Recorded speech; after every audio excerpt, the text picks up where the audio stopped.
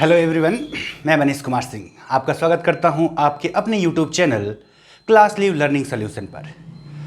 तो मित्रों, हम सब चला रहे थे आरआरबी, एनटीपीसी व यूपीएसआई जैसी परीक्षाओं के लिए एक प्रश्नोत्तरी श्रृंखला, जिसमें हम उन क्वेश्चंस को देखते हैं जो पहले आ चुके हैं तथा जिन्हें के आने की पूर्ण संभावनाएं हैं। उनकी एक श्रृंखला हम चला रहे हैं। देखिए, आपको ये चीजें कहीं और भी मिल सकती हैं, कोई शक नहीं इसमें, लेकिन चैप्टर वाइज, चैप्टर वाइज पूरे डिस्क्रिप्शन के साथ हम आपको ये पढ़ा रहे हैं, जिससे कि एक क्वेश्चन आपके चार पूरा चैप्टर तैयार करवाएगा। एक एक क्वेश्चन जो है पूरा चैप्टर क्या करेंगे, तैयार करवाएंगे। इसी के तहत हम ये श्रृंखला चला रहे थे। तो जहां सभी सब्जेक्टों की चला रहे तो उसी में संविधान भी चलाया, जिसमें पहली क्लास में हमने संवैधानिक विकास के बारे में जाना था। तो आज की क्लास में हम मुख्यतः अनुसूचियां, प्रस्तावना व मूल अधिकार की बात करेंगे। किसकी बात कर रहे हैं? अनुसूचियां, प्रस्तावना व मूल अधिकार की बात करना है। आज की क्लास का हमारा लक्ष्य है अनुसूचियां, प्रस्तावना, मूल अधिकार से आए हुए वे सवाल करना जो पहले आ चुके हैं तथा जिनके आने की पूर्ण संभावनाएं हैं। उन प्रश्नों को आज हम करेंगे।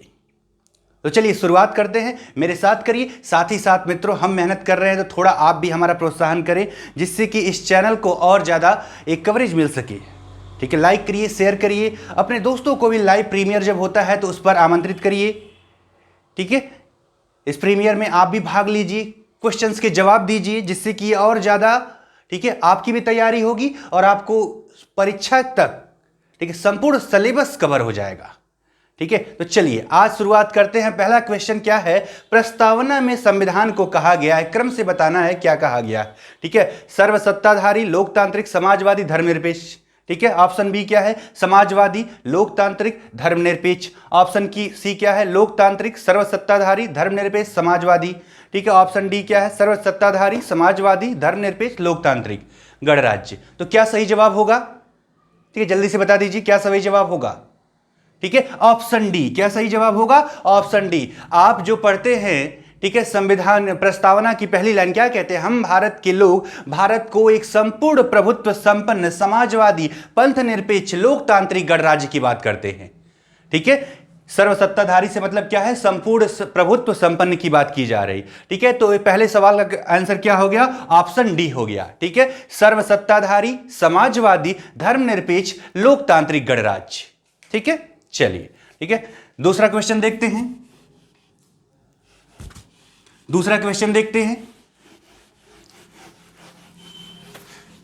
Option B, second question. Question number 2। क्या कह रहा है? क्वेश्चन 2 कह रहा है कि संविधान में कुल कितनी अनुसूचियां हैं? बहुत ही आसान सा सवाल, बिना ऑप्शन के बताइए तो जल्दी से। संविधान में कुल कितनी अनुसूचियां हैं? अनुसूचियां कुल कितनी हैं? जल्दी से बता दीजिए ऑप्शन में लिखकर, कमेंट बॉक्स में लिखें जल्दी से। क्या आंसर होगा? संविधान में कुल कितनी अनुसूचियां हैं? 12 हैं। कितनी हैं? 12। जब संविधान प्रारंभ हुआ था तब कितना था? 8 था। उसके बाद 1951 में पहला, उसके बाद से 1985 में, फिर उसके बाद कब से? 1992 में। 9वां, 10वां, 11वां और 12वां। 9वां भूमि सुधार से जुड़ा है, 10वां दल बदल से जुड़ा है, 11वां नगर निकायों से, पंचायतों से जुड़ा है, 12वां जो है नगर निकायों से जुड़ा है। तो वर्तमान में कुल कितना? 12 अनुसूचियां। कुल कितनी अनुसूचियां? 12 अनुसूचियां। नेक्स्ट क्वेश्चन देखते हैं क्या कह रहा है। नेक्स्ट क्वेश्चन क्या कह रहा है, जल्दी से देख लेते हैं। क्या कह रहा है नेक्स्ट क्वेश्चन? भारत में राजनीतिक शक्ति का स्रोत है। भारत में राजनीतिक शक्ति का स्रोत है। भारत में राजनीतिक शक्ति का स्रोत है। राजनीतिक शक्ति का स्रोत है। क्या है? ऑप्शन ए सुने, राष्ट्रपति। ऑप्शन बी कह रहा है संसद। ऑप्शन सी कह रहा है न्यायपालिका। ऑप्शन डी कह रहा है हम लोग। ठीक, हम लोग। तो क्या होगा सही जवाब? राजनीतिक शक्ति किसमें निहित है? जनता में निहित है। जनता मतलब हम लोग, हम लोग। ठीक है, क्या होगा? हम लोग। सही जवाब क्या है? हम लोग, अर्थात क्या? जनता है। भारत में राजनीतिक शक्ति का स्रोत कौन है? हम लोग हैं, अर्थात कौन है? जनता है। कौन है? जनता है। चलिए अगला क्वेश्चन देखते हैं। अगला क्वेश्चन क्या कह रहा है? अगला क्वेश्चन कह रहा है, ठीक है, कि राज्य के नीति निदेशक तत्व, क्या राज्य के नीति निदेशक तत्व कहां से लिया गया है? राज्य के नीति निदेशक तत्व कहां से लिया गया है? कहां से लिया गया है? ठीक है, चलिए, ठीक, राज्य की नीति निदेशक तत्व कहां से लिया गया है? जल्दी से बता दीजिए तो आंसर क्या होगा? आंसर, ठीक है, कौन सा देश से लिया गया है राज्य का नीति निदेशक तत्व? ठीक है, तो आयरलैंड से। किससे? आयरलैंड। किससे लिया गया है? आयरलैंड से लिया गया है। ठीक है, डीपीएसपी भाग 4 किससे लिया गया है? आयरलैंड से लिया गया। ओके ना? ठीक है, चलिए, आयरलैंड से लिया। और आयरलैंड ने किससे लिया था? स्पेन से लिया था। ठीक है, आयरलैंड किससे लिया था? स्पेन से। भाग 4 में जो राज्य के नीति निदेशक तत्व शामिल हैं वो किससे लिया है? हमने आयरलैंड से लिया है। चलिए अगला सवाल देखते हैं। नेक्स्ट क्वेश्चन क्या कह रहा है? ठीक है, नेक्स्ट क्वेश्चन क्या कह रहा है, जल्दी से देख लेते हैं। भारतीय संविधान भारत को किस रूप में वर्णित करता है? ठीक है, अगला क्वेश्चन क्या है? ठीक है, भारतीय संविधान, ठीक है, सवाल सुन लीजिए ध्यान से। ठीक है, भारतीय संविधान भारत को किस रूप में वर्णित करता है? किस रूप में वर्णित करता है? किस रूप में वर्णित करता है? ठीक है, सुन लिया सवाल? ठीक है, ऑप्शन सुन लीजिए। राज्यमंडल, ऑप्शन क्या है? राज्यमंडल। ऑप्शन ए राज्यमंडल, ऑप्शन बी राज्यों का संघ, ऑप्शन बी राज्यों का संघ, ऑप्शन सी, ठीक है, संघीय, ठीक है, क्या? संघीय, option D none of this, none of this, इनमें से कोई नहीं। ठीक है, ऑप्शन डी क्या? नन ऑफ दिस, इनमें से कोई नहीं। तो जवाब क्या होगा? जल्दी से बताइए ऑप्शन में लिखकर, कमेंट बॉक्स में लिखिए क्या जवाब होगा। ठीक है, तो क्या है? राज्यों का संघ। भाग 1 के पहले भाग में अनुच्छेद में क्या कहते हैं आप? भारत अर्थात इंडिया राज्यों का संघ होगा। भारत अर्थात इंडिया क्या होगा? राज्यों का संघ होगा। ठीक है, तो जवाब क्या हो जाएगा? राज्यों का संघ। नोट करते चलेंगे। ठीक है, ध्यान दीजिए, नोट करते चलना है क्या? ठीक, सारे सवालों को नोट करते चलेंगे। ठीक, चलिए अगला क्वेश्चन। अगला क्वेश्चन, न्यायिक समीक्षा का प्रावधान किस देश से लिया गया है? न्यायिक समीक्षा, क्या? न्यायिक समीक्षा का की अवधारणा कहां से ली गई? किस देश से लिया गया है? कि अवधारणा कहां से? ठीक है, सवाल सुन लिया तो ऑप्शन आंसर बताइए। ऑप्शन नहीं लिख रहा हूं, ऑप्शन बताएं, सीधे सीधे आंसर बताइए। ठीक है, न्यायिक समीक्षा की अवधारणा कहां से ली गई है? ठीक है, तो जवाब क्या होगा? यूएस से, संयुक्त राज्य अमेरिका से। कहां से? संयुक्त राज्य अमेरिका से लिया गया। ठीक है ना? ठीक है, जवाब देते रहें जिससे कि मुझे भी पता चलता रहे कि आप उपस्थित हैं, अपनी उपस्थिति दर्ज कराएं। ठीक है, क्या? न्यायिक समीक्षा की अवधारणा कहां से? यूएसए से ली गई है। अगला क्वेश्चन क्या कह रहा है? ठीक है, अगला क्वेश्चन क्या कहता है कि कौन से अनुच्छेद में, ठीक है, सवाल सुनिएगा। ठीक, क्या कह रहा है कि कौन से अनुच्छेद में, ठीक है, सर्वोच्च न्यायालय को मूल अधिकारों का प्रहरी बनाया गया है। सर्वोच्च न्यायालय को मूल अधिकारों का प्रहरी बनाया गया है। मूल अधिकारों का प्रहरी बनाया गया है। प्रहरी बनाया गया है। ठीक है, जवाब दीजिए जल्दी से। कौन सा अनुच्छेद है? मूल अधिकार जानते हैं ना? ठीक है, तो बताइए किस अनुच्छेद में आएगा? ठीक है, बताइए। सर्वोच्च न्यायालय को मूल अधिकारी का प्रहरी किसमें बनाया गया है? तो अनुच्छेद 13 में। ठीक है, मूल अधिकारों का सुरक्षा कवच कौन सा? अनुच्छेद 13, जो कि एक क्या है? न्यायिक समीक्षा का एक अनुच्छेद। 13 भी है, 32 भी है, 226 भी है, ऐसे कई सारे अनुच्छेद न्यायिक समीक्षा के उदाहरण हैं। ठीक है, तो आपने जाना कौन सा अनुच्छेद सर्वोच्च न्यायालय को मूल अधिकारों का प्रहरी बनाता है? तो अनुच्छेद 13 बनाता है। कौन बनाता है? अनुच्छेद 13 बनाता है। चलिए अगला देखते हैं। ठीक है, नेक्स्ट क्वेश्चन क्या कह रहा है हमारा? नेक्स्ट क्वेश्चन क्या कहता है कि राष्ट्रपति द्वारा, क्या कह रहा है? राष्ट्रपति द्वारा, क्या? राष्ट्रपति द्वारा 12 सदस्यों का, ठीक है, 12 सदस्यों का मनोनयन कहां पर? राज्यसभा में। मनोनयन किस देश से लिया गया है? यह अवधारणा किस देश से लिया है? ठीक है, किस देश से लिया है? मनोनयन की अवधारणा किस देश से ली गई है? कि अवधारणा किस देश से ली गई है? अवधारणा किस देश से? ठीक है, जवाब दीजिए जल्दी से, तो क्या होगा? ठीक है, जानते हैं ना, राज्यसभा की में कुल 250 सदस्य होते हैं, जिसमें 245 का वर्तमान में चुनाव हो रहा है, चुनाव होता है, चुने जाते हैं, उसमें से ठीक है 12 को राष्ट्रपति क्या करता है? मनोनीत करता है। ठीक है, वही अवधारणा कहां से ली गई है? ठीक है, तो बताइए कहां से ली गई है? ठीक है, तो कहां से लिया है? आयरलैंड से। किससे लिया है? आयरलैंड से लिया है। कहां से लिया है? आयरलैंड से लिया है। ठीक है, राष्ट्रपति द्वारा 12 सदस्यों का मनोनयन कहां से किया जाता है? कहां से लिया गया अवधारणा? ठीक है, यह अवधारणा कहां से ली गई है? यह अवधारणा लिया गया है आयरलैंड से ली गई है। कहां से? आयरलैंड से ली गई है। चलिए अगला सवाल देखते हैं। ठीक है, अगला क्वेश्चन क्या है? ठीक है, अगला क्वेश्चन, कौन भारतीय संविधान की विशेषता नहीं है? ठीक है, क्वेश्चन निम्न में से कौन भारतीय संविधान की विशेषता नहीं है?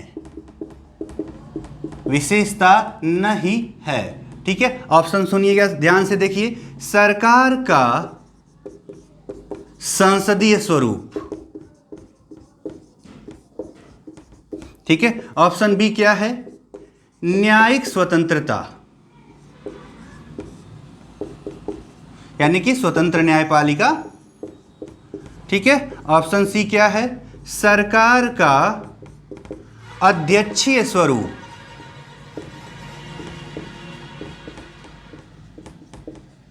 ठीक है, ऑप्शन डी क्या है? ठीक है, ऑप्शन डी क्या है? लोकतांत्रिक प्रमुख। लोकतांत्रिक प्रमुख।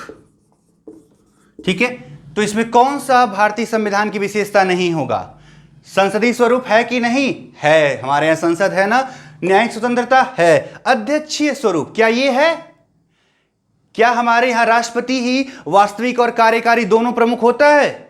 नहीं होता है, क्योंकि यह उदाहरण हमने कहां से लिया था? ब्रिटेन से, जहां पर कार्यकारी प्रमुख अलग और वास्तविक प्रमुख अलग। जैसे राष्ट्रपति क्या है हमारे यहां? कार्यकारी प्रमुख है, जबकि वास्तविक प्रमुख कौन है हमारा? ठीक है, वो होता है हमारा प्रधानमंत्री। तो क्या हो जाएगा? ये वाला सी ऑप्शन जो है ये गलत हो जाएगा। ये भारतीय संविधान की विशेषता नहीं है। ऐसे ही इसे नोट करते चलेंगे। ठीक है, ये भारतीय संविधान की विशेषता नहीं है। चलिए ठीक है, नोट करते चलेंगे पॉज करके जहां पे आपको लगेगा।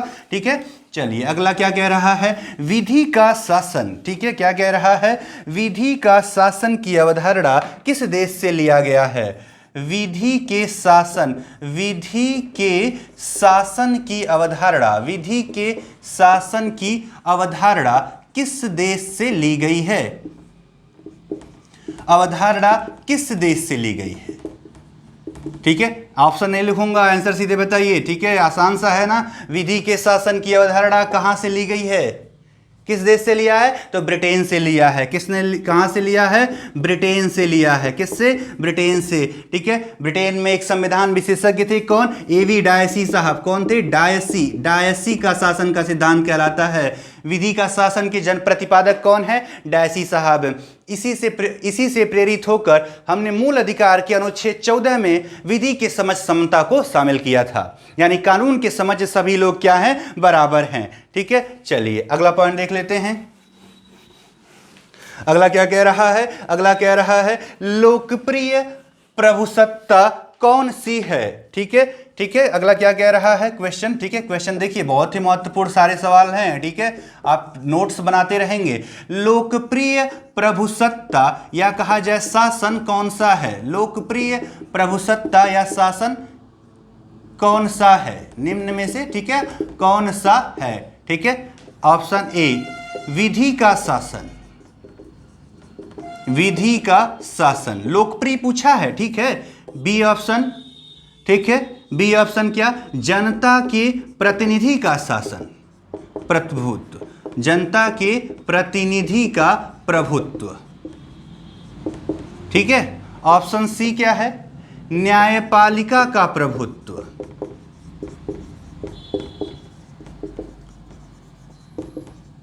ऑप्शन डी क्या है, जनता का प्रभुत्व, ठीक है। तो दिख गया होगा आंसर आपको, ठीक है। जो लोग पढ़े हैं जल्दी से बता दें क्या होगा ऑप्शन इसका, कौन सा ऑप्शन सही माना जाएगा, ठीक है। लोकप्रिय प्रभुसत्ता कौन सी होती है, तो जनता की, क्योंकि हमारे यहाँ क्या है, लोकतांत्रिक सरकार है, ठीक है, लोकतांत्रिक व्यवस्था है, ठीक, जिसे क्या कहता है, क्या कहा जाता है, for the people, of the people, by the people, Lincoln ji के शब्दों में। यानी वैसी सरकार जो जनता के लिए चुनी गई हो, जनता द्वारा चुनी गई हो, जनता का शासन करती हो, ठीक है। तो कौन सा प्रभुत्व होगा, जनता का प्रभुत्व, सही जवाब क्या होगा, जनता का प्रभुत्व। लोकप्रिय प्रभुसत्ता कौन सी है, जनता का प्रभुत्व वाली है, कौन सी, जनता का प्रभुत्व वाली है, ठीक है। चलिए, ठीक है, नेक्स्ट क्वेश्चन देख लेते हैं, इसे नोट भी करते रहेंगे। देखिए सारे सवाल आपको लग रहा होगा कि महत्वपूर्ण सवाल है, सिर्फ अनुच्छेद ही नहीं पढ़ना है, ठीक है, उससे जुड़े हुए अन्य तथ्यों को भी पढ़ते रहना है, ठीक है। चलिए अगला सवाल क्या कह रहा है, अगला सवाल कह रहा है कि धर्मनिरपेक्ष शब्द, धर्मनिरपेक्ष शब्द किस संशोधन से जोड़ा गया, ठीक है, किस संशोधन से जोड़ा गया, किस संशोधन से जोड़ा गया, ठीक है। सवाल सुन लिया, ठीक है, तो आंसर बता दीजिए, ठीक है, आसान है ना। कौन सा संविधान संशोधन, 42वां संविधान संशोधन, कौन सा, 42वां, कब, 1976 में, कब, 1976 में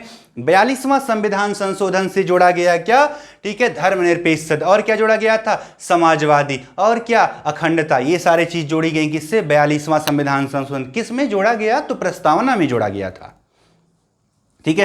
धर्मनिरपेक्ष शब्द का मतलब क्या है, राज्य का कोई धर्म नहीं है, राज्य का कोई धर्म नहीं है, अर्थात राज्य किसी धर्म में कोई भेदभाव नहीं करेगा, राज्य का कोई धर्म नहीं, किसमें, 42वां में, किसमें, 42वां में, ठीक है। चलिए अगला पॉइंट क्या देख लिया जाए, अगला क्वेश्चन, नेक्स्ट क्वेश्चन क्या कह रहा है कि डॉक्टर अंबेडकर जी ने किसे संविधान की मूल आत्मा कहा है, ठीक है, क्या, डॉक्टर अंबेडकर ने, ठीक है, डॉक्टर अंबेडकर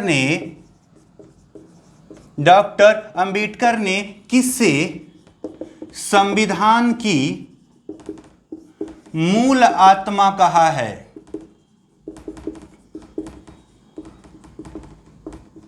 ठीक है, आंसर बताइए, किसे कहा गया है। डॉक्टर अंबेडकर ने संविधान की मूल आत्मा किसे कहा है, तो अनुच्छेद 32 को कहा है, किसको कहा है, अनुच्छेद 32 को। क्या कहता है ये, संवैधानिक उपचारों का अधिकार, संवैधानिक उपचारों का अधिकार, संवैधानिक उपचारों का अधिकार, ठीक है, संवैधानिक उपचारों का अधिकार, अनुच्छेद 32 में इसकी बात की गई है, जिसमें 5 तरह के रिट आप जानते हैं, कौन कौन से जरा बताइए तो, जिसको पता होगा, ठीक है। क्या क्या होता है, बंदी प्रत्यक्षीकरण, बंदी प्रत्यक्षीकरण, और क्या होता है, परमादेश, और क्या होता है, परमादेश, और क्या है, उत्प्रेषण, उत्प्रेषण, और क्या है, प्रतिषेध है, क्या है, प्रतिषेध, और क्या है, ठीक है, अधिकार परीक्षा, अधिकार परीक्षा, ठीक है। तो 5 तरह के रिट जारी किए जाते हैं किसके तहत, अनुच्छेद 32, जो कि कहां पर है, सर्वोच्च न्यायालय में, कहां पर, एससी यानी कि सुप्रीम कोर्ट में, ठीक। अनुच्छेद 32 को अंबेडकर जी ने क्या, मूल आत्मा कहा था। एक और सवाल, प्रस्तावना को किसने कहा था, तो न्यायमूर्ति हिदायतुल्लाह ने। प्रस्तावना को संविधान की मूल आत्मा किसने कहा है, न्यायमूर्ति हिदायतुल्लाह ने, ओके है, ठीक है। तो मूल अधिकारों को किसने कहा है, तो पंडित जवाहरलाल नेहरू ने, पंडित जवाहरलाल नेहरू ने किसे कहा है, मूल अधिकार, मौलिक अधिकारों को कहा है, ठीक है। चलिए अगला क्वेश्चन देख लेते हैं, अगला क्वेश्चन क्या है, एकल नागरिकता की अवधारणा कहां से ली गई है। अगला क्वेश्चन, एकल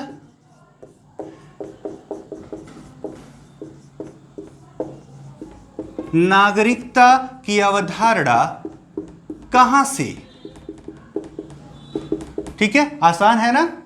एकल नागरिकता की अवधारणा कहाँ से लिया है? तो ब्रिटेन से लिया है। जवाब क्या है?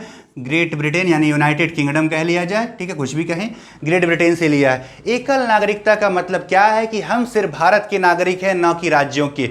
अमेरिका में एकल नागरिकता नहीं है, वहाँ दोहरी नागरिकता है। अगर कोई कैलिफोर्निया में रह रहा है तो पहले वह कैलिफोर्निया का निवासी, उसके बाद अमेरिका का निवासी। लेकिन हम भले उत्तर प्रदेश में रह रहे हैं, लेकिन हम निवासी किसके हैं? भारत के निवासी। ये एकल नागरिकता की बात कहता है। एकल नागरिकता की अवधारणा कहाँ से? ब्रिटेन से लिया गया है, ठीक है। चलिए अगला देखते हैं, निम्न में से क्या मौलिक अधिकार नहीं है? ठीक है, क्वेश्चन सुन लिया, ठीक है, सुन लीजिए।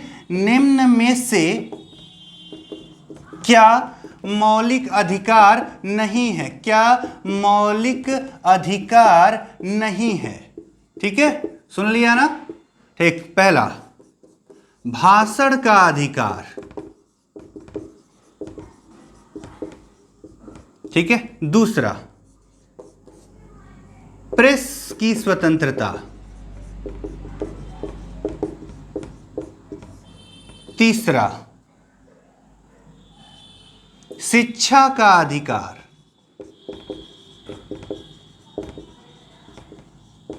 चौथा समान काम के बदले समान वेतन।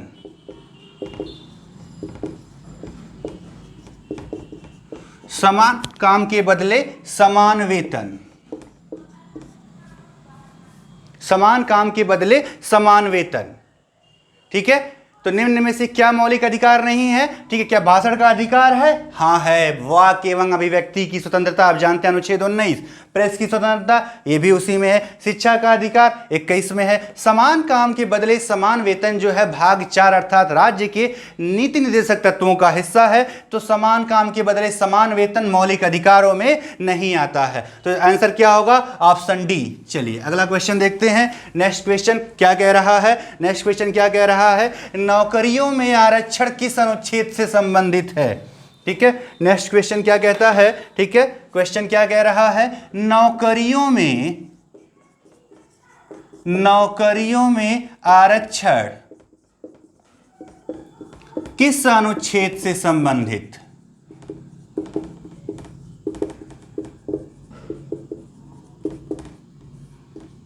ठीक है, ऑप्शन ए है 19, ऑप्शन बी है 14, ऑप्शन सी है 16, ऑप्शन डी है 43। ठीक है, तो क्या हो जाएगा? किसमें नौकरियों में आरक्षण की बात की जाती है? 16 से संबंधित है। 16 क्या कहता है? लोक नियोजन में अवसर की समानता, लेकिन 16 के 4 में नौकरियों में आरक्षण की बात की गई है। ठीक है, तो जवाब क्या हो जाएगा? सही जवाब अनुच्छेद 16 हो जाएगा। क्या हो जाएगा? अनुच्छेद 16 हो जाएगा। चलिए अगला क्वेश्चन देखते हैं क्या कह रहा है। निम्न में से, ठीक है, किसके आधार पर भेदभाव किया जा सकता है? ठीक है, क्वेश्चन क्या है? निम्न में से किसके आधार पर भेदभाव किया जा सकता है? किया जा सकता मतलब भेदभाव वर्जित नहीं है। किसके आधार पर वर्जित नहीं है? ऑप्शन ए क्या है? जन्म स्थान। क्या? जन्म स्थान। ऑप्शन बी क्या है? जाति। ऑप्शन सी क्या है? लिंग। ऑप्शन डी क्या है? भाषा। तो बताइए, ठीक है, किसके आधार पर इसमें से किया? क्या जन्म स्थान के आधार पर किया जा सकता है? तो नहीं, भेदभाव नहीं किया जा सकता। जाति के आधार पर नहीं, ठीक है, लिंग के आधार पर नहीं। तो बचा क्या? भाषा, यानी कि भाषा के आधार पर भेदभाव वर्जित नहीं है। अनुच्छेद 15 जहां केवल शब्द का इस्तेमाल, केवल क्या? केवल जन्म स्थान, लिंग, जाति, ठीक है, इनके आधार पर, धर्म के आधार पर भेदभाव नहीं किया जा सकता, लेकिन भाषा के आधार पर किया जा सकता है। ठीक है, चलिए अगला है क्या? चुनावों में मत देने का अधिकार कैसा अधिकार है? ठीक है, चलिए अगला क्या है? चुनावों में मत देने का अधिकार किस प्रकार का अधिकार है? किस प्रकार का अधिकार है? चुनावों में मत देने का अधिकार किस प्रकार का अधिकार? ठीक है, ठीक, सुनेंगे ध्यान से। ठीक है, प्राकृतिक अधिकार, बी संवैधानिक अधिकार,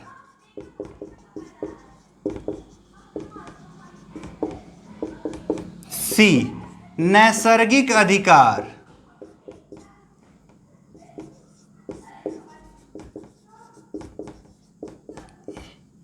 डी नन ऑफ दीज। क्या जवाब होगा? चुनावों में मत देने का अधिकार हमारा किस प्रकार का अधिकार है? तो संवैधानिक अधिकार है। किस प्रकार का है? संवैधानिक अधिकार है। ठीक है, चलिए हो गया। ठीक है, चुनावों में मत देने का अधिकार किस प्रकार का अधिकार? संवैधानिक अधिकार। चलिए जल्दी से अगला क्वेश्चन देख लेते हैं। क्या कह रहा है अगला क्वेश्चन? अस्पृश्यता उन्मूलन।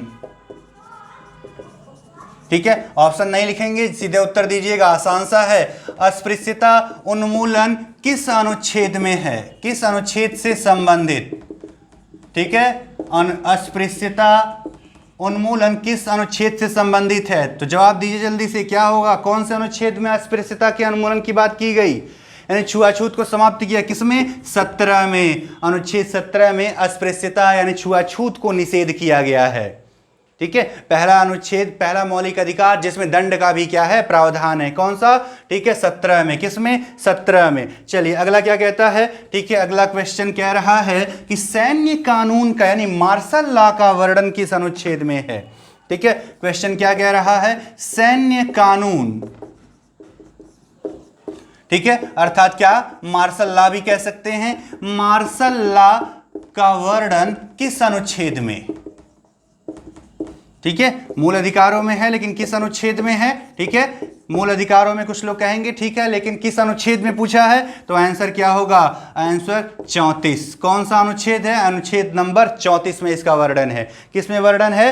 अनुच्छेद 34 में सैन्य कानून का वर्णन, कि जहां सैन्य कानून लागू होंगे वहां पर मूल अधिकार क्या हो जाएंगे? समाप्त हो जाएंगे। क्या हो जाएंगे? समाप्त हो जाएंगे। चलिए अगला क्वेश्चन देख लेते हैं। क्या कह रहा है अगला क्वेश्चन? किस वाद में, ठीक है, सुप्रीम कोर्ट ने कहा था, ठीक है, क्वेश्चन क्या है? बहुत महत्वपूर्ण सवाल। किस वाद में सुप्रीम कोर्ट ने कहा था कि मूल अधिकारों में संशोधन नहीं किया जा सकता है? मूल अधिकारों में संशोधन नहीं किया जा सकता है, संशोधन नहीं किया जा सकता है। ठीक है, कौन से वाद में फैसला सुनाया था? ठीक है, ऑप्शन ए केशवानंद भारतीवाद, केशवानंद भारतीवाद। ठीक, ऑप्शन बी, ठीक है, एनसी मेहतावाद। ऑप्शन सी गोलकनाथवाद। ऑप्शन डी एसआर बोम्मईवाद। ठीक है, तो क्या जवाब सही होगा? ठीक है, गोलकनाथवाद। इसमें क्या कहा था कि मूल अधिकारों में संशोधन नहीं हो सकता। हालांकि बाद में केशवानंद भारती में इस निर्णय को पलट दिया गया और मूल ढांचे की एक भावना आई। ठीक है, किसकी सिद्धांत आया? मूल ढांचे का सिद्धांत आया कि संशोधन हो सकता है बशर्ते कि मूल ढांचे में बदलाव नहीं होना चाहिए। ठीक है, केशवानंद भारती अभी हाल ही में जिनका क्या हुआ है? देहांत हुआ है। ये केरल के शैव मठ से संबंधित थे। अदनीर मठ के महापुजारी थे। कौन? केशवानंद भारती जी। चलिए अगला क्वेश्चन क्या देख लेते हैं। ठीक है, नेक्स्ट क्वेश्चन हमारा क्या कह रहा है? नेक्स्ट क्वेश्चन कहता है कि मौलिक अधिकार किस भाग में है? आसान सा है। ठीक है, बहुत ही आसान क्वेश्चन। मौलिक अधिकार किस भाग में? मौलिक अधिकार किस भाग में है? ठीक है, तो आंसर क्या होगा? आसान सा है, भाग 3। अनुच्छेद कहां से कहां तक? 12 से 35 तक क्या है? मौलिक अधिकारों का वर्णन है। ठीक है, चलिए ठीक, अगला और अंतिम सवाल आज का देख लेते हैं। ठीक है, प्रेस की स्वतंत्रता किस में है? कौन से अनुच्छेद में है? ठीक है, अभी थोड़ी देर पहले बात किए थे लेकिन फिर से बताइए, प्रेस की स्वतंत्रता किस अनुच्छेद में वर्णित है? किस अनुच्छेद में वर्णित है? ठीक है, तो बताइए आंसर क्या होगा? किस अनुच्छेद में वर्णित है? तो अनुच्छेद 19 में वर्णित है, वाक्य एवं अभिव्यक्ति की स्वतंत्रता। ठीक है। तो दोस्तों आज के सेशन में हमने मूल अधिकारों, प्रस्तावना व अनुसूचियों की थोड़ी सी बात की, ठीक है। इसमें आए हुए सभी सवालों को हमने देखा। यदि आपको वीडियो अच्छा लग रहा है तो इसे लाइक भी करिए और अपने दोस्तों में भी दीजिए, ठीक है। साथ ही साथ सभी लोग जो हैं कमेंट में उत्तर बताएं, जिससे कि मुझे भी पता चलता रहे, ठीक है। तो आज के लिए बस इतना ही। धन्यवाद। जल्द ही मिलते हैं अगली क्लास में।